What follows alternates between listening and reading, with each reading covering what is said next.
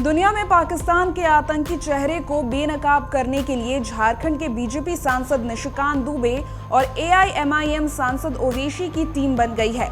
लोग चाहे जो कहें कि ओवैसी मुसलमानों की वकालत करते हैं और निशिकांत दुबे सनातन का परचम लहराते हैं, लेकिन समय आने पर ये दोनों धूर विरोधी हिंदुस्तान की बात करते हैं।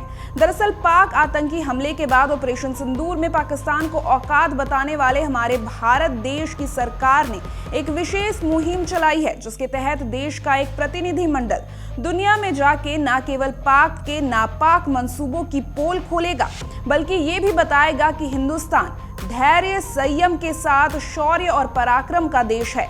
कोई हमें छेड़ेगा तो हम उसे छोड़ेंगे नहीं। इसी उद्देश्य को लेकर केंद्र सरकार ने सांसदों के साथ डेलीगेशन बनाए हैं, जो दुनिया भर के अलग अलग देशों में जाकर पाकिस्तान के असली चेहरे को सबके सामने रखेगा। ये पहले भी जब अटल बिहारी वाजपेयी वजीर आजम थे, फिर उसके बाद एक डेलीगेशन गया था, फिर उसके बाद 2008 में जब 26/11 का हुआ, उसमें भी उस वक्त डॉक्टर मनमोहन सिंह की सरकार ने एक डेलीगेशन भिजाया था। तो ये हमारी जिम्मेदारी है, हम पब्लिक के रिप्रेजेंटेटिव हैं, जनता ने हमको चुनकर भिजाया है।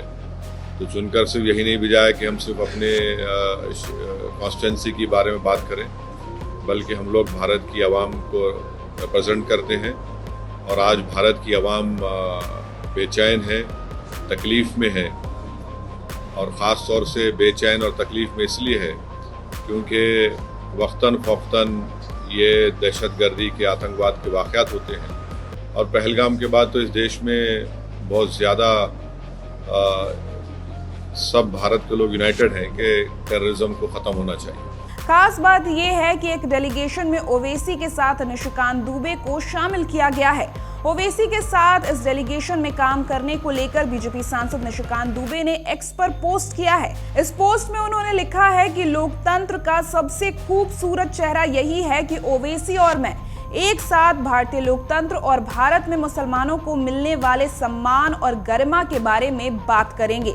बहरहाल जिस उद्देश्य के साथ भारतीय दल विदेशों में अपनी बात रखेगा, उससे दुनिया भर में भारत के शक्ति, सामर्थ्य और रिश्ते की एक मजबूत तस्वीर जरूर बनेगी, ये तय है।